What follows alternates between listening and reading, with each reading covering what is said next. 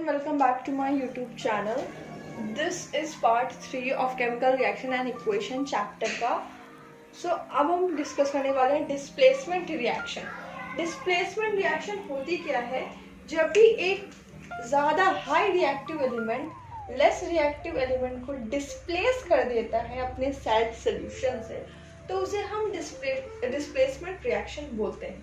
इसकी तुम डिफिनेशन लिखोगे, the chemical reaction in which more reactive element displaces less reactive element from its salt solution is called displacement reaction. ऐसे ये example है, Fe plus CuSO4 को तुम react कराओगे तो Fe जो है वो हाई रिएक्टिव है.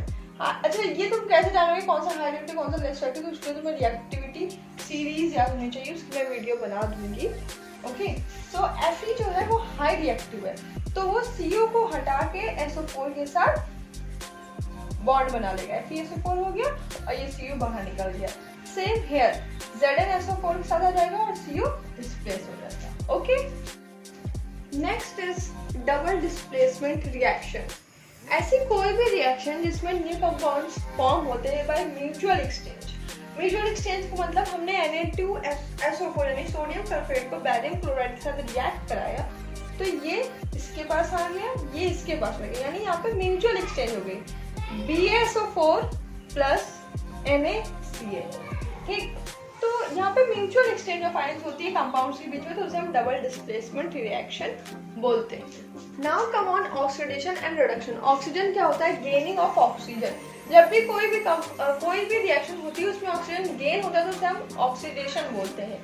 और हाइड्रोजन लूज होता है. ठीक, तो मैंने यहाँ पे नहीं लिखा, मेन तुम याद रखो कि गेनिंग ऑफ ऑक्सीजन को हम ऑक्सीडेशन बोलते हैं और रिड्यूसिंग ऑफ ऑक्सीजन को हम रिडक्शन बोलते हैं. ठीक, अब यहाँ पे एग्जांपल कुछ नहीं है, तो मैं बताना है कहाँ पे जो एलिमेंट है वो ऑक्सीडाइज हो रहा है या रिड्यूस्ड हो रहा है. अगर हम Cu+O2 की बात करें तो यहाँ पे O ऐड हो गया है.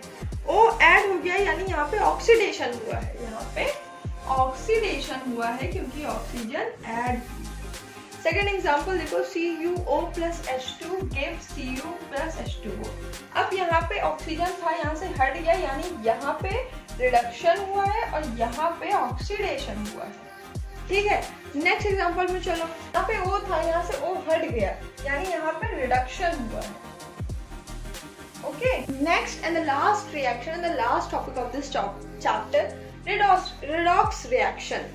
ऐसा कोई भी रिएक्शन जहाँ ऑक्सीडेशन और रिडक्शन साथ में हो रहा है उसको तुम रिडॉक्स रिएक्शन बोलते हो. ये एग्जांपल लिया है, ये MnO2 है, ये MnCl2 है. क्या ऑक्सीजन हटा है यहाँ पास से? ठीक, क्योंकि यहाँ पे MnO2 से ऑक्सीजन हट गया, यानी यहाँ पे हमारा रिडक्शन हुआ है. यहाँ पे क्या हुआ है? यहाँ पे हमारा ऑक्सीडेशन हुआ है. सो ऐसी कोई भी रिएक्शन जिसमें ऑक्सीडेशन रिडक्शन साथ में हुआ हो उसे हम रिडॉक्स रिएक्शन बोलते हैं.